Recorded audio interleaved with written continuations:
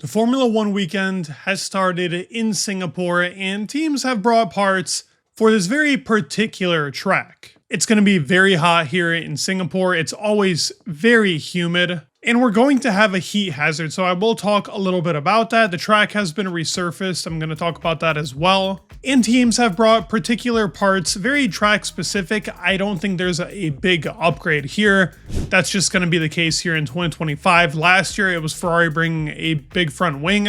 Red Bull's going to have some bits and pieces coming throughout the season till the very end because of Max fighting for the championship. But in general, what we've seen from the big stuff, I don't think we're going to be seeing it much except for maybe Coda. But with that said, we're getting close to that 100K. Thank you all for supporting the channel. It means the world seeing your guys' support. So please, if you're new here, go ahead, like and subscribe. Let's get started with the video. As I stated, a good part of bringing back Singapore, they finally have resurfaced a lot of areas of the track, from turn 2 to exit of turn 3, turn 6 to turn 7, turn 9 to turn 11, turn 14 to 16, and 16 to 19. Now, this could take down those bumps, which was not very good for Red Bull. It could be a good thing. It's going to be very rainy. The track is going to be green pretty much in every single session if we go off of what the weather is saying right now. But it's been a while for Singapore. It's good they finally resurfaced it. Now, as for the mandatory heat hazard that the FIA has enforced, meaning that it's over 31 degrees Celsius during the race, and George Russell has multiple times said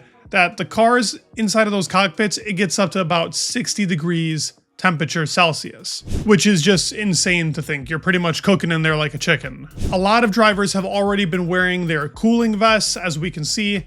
Very unique looking, almost like a snake on you that's light blue. But most of the drivers are happy with this decision. We're going to see the cooling vents on the cars.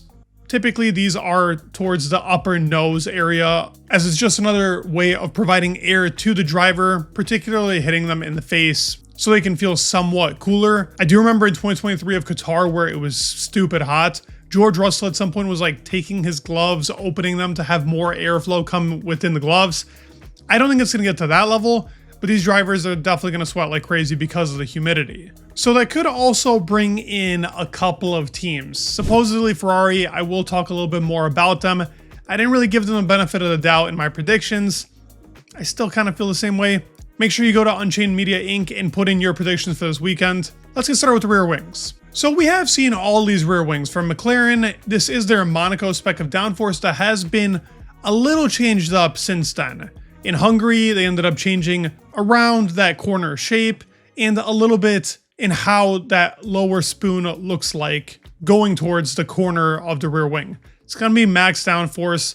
Whenever they brought out this rear wing, they've been extremely strong. Now for Ferrari, this is also pretty much the same rear wing from Monaco. Nothing has changed from Monaco. Heavy downforce, max downforce. It's supposed to be on paper a good track, but when you look at Baku, and yes, that is a low downforce track, but regardless, it's a track that has those 90-degree angles like Singapore. That was supposed to be their strong suit. Traction zones with this ground effect era, Ferrari has been the top. But in 2025, they don't really have one strength that makes them better than the others. They just have a very mid car. It's mid in everything, in high speed, low speed, medium speed. That's my reasoning as to why I don't believe this car is quick enough to actually fight for pole, maybe not even fight for a podium position. It's going to take a lot out of them. Very tricky car to drive. Brakes are terrible too. That's my reasoning as to why I didn't put them in the top 5. Looking at Red Bull, it's going to be a big weekend. Same Monaco downforce rear wing they've had. I do think when you look at the 4, it seems like Red Bull has a wing that's not as loaded as the others, especially Mercedes, who has done a little bit of a change on the upper flap. As you can see around that P, that bottom portion has been lifted up a little bit, and the bottom spoon in particular on that rear wing is enhanced. It's huge in comparison to the others that mainly have a bigger profile in the top area. But every rear wing here out of the top 4 teams is done to the max level of downforce, even if it's done differently in their own way. Each team is also running a gurney flap towards the top. We're going to see that a lot as well during this weekend. Next 4 teams, we got Aston Martin, Alpine, Haas, and Racing Bulls. Now for Aston Martin, they've ran a pretty hefty rear wing for most of the season.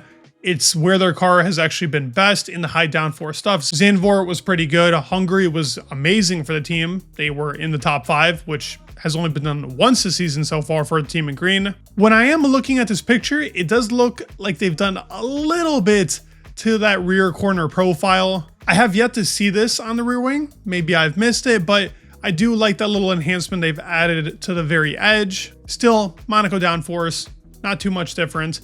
For Alpine, out of all the teams, they have the least amount of downforce on their car. Looking at it rear wing wise, we know this car to be draggy. That's always why they go for a little bit less downforce. It is still max in their own way, as I've stated before, but they've got a little bit more of an angle, which shows they don't have as heavy of a load as the Aston Martin car or even Haas, who has a big chunky rear wing. They go in both directions. They either have nothing on the back or everything. And for Racing Bulls, if you look at the 4, it's the only team that doesn't have that really jagged edge to its rear corner, which I find pretty interesting. And also it's the gurney flap that actually gives it that connection with the rear corner. Otherwise, it would be a little disconnected and look a bit odd. But Racing Bulls is another car to look out for here in Singapore. And thankfully, we do have some pictures of the Williams car and the Sauber car. For Williams, same Monaco downforce rear wing. I've been repeating that a lot, but that's just always the case when we go to this track.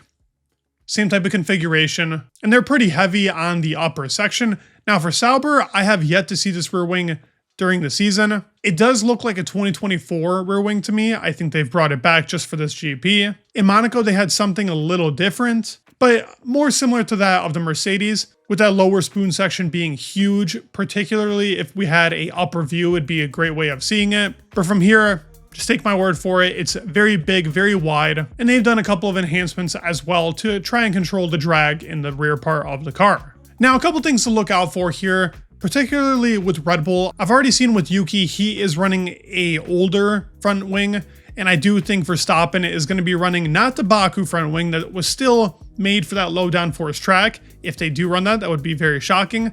I do think they're going to add that little upwash they have on the nose part to their Hungary GP front wing. Now, as you can see, that dotted line shows you the enhancement they added in Hungary. That was not a good track for them. The nose is also a little bit wider on Max's car than it is on Yuki's, but that chord section that is changed towards the top is taller, which with that enhancement changes the whole geometry of the flap being altered, and it will affect how the downforce is being distributed between the lower section of the car, trying to provide some outwash as well. And balance is really going to be the key thing here. Now, Lauren Mekis has gone on record and said it's not going to be a repeat of Hungary.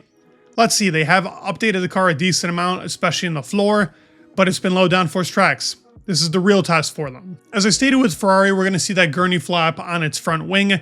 They haven't done much in the season. They expect this to be a better GP. I've already gave you my reasons as to why I don't think it's going to be, but I don't know. I seem to be kind of a jinx for them. When I say they're going to do bad, they do okay. And Charles has always been good at street tracks, so I'm never going to count him out. Lewis Hamilton had an insane lap in 2018. Hard to count out the Ferrari boys. There is a little upgrade to the Aston Martin car that I have yet to see. Now, cooling, it's going to be pretty much maxed out here because of how hot it's going to be. The Mercedes cars in particular are going to struggle a bit with really optimizing cooling over less drag. And as we can see on the side pod, they even have a couple of cooling vents similar to that of the Williams in 2024. But this will be a key part in the race so that every team can push and make it throughout the whole GP. It should rain, so that could help out. We're going to have that heat hazard as well. It's going to be interesting. I think Singapore can provide a very good race. If there's a lot of crashes and safety cars, that's what makes it pretty entertaining. Now, George has talked about them putting up the pit lane speed limiter to 80 instead of 60, and there being a possibility of a two-stop. I don't think so. But leave your thoughts down in the comments below. Please leave a like, subscribe, it would mean the world, and peace.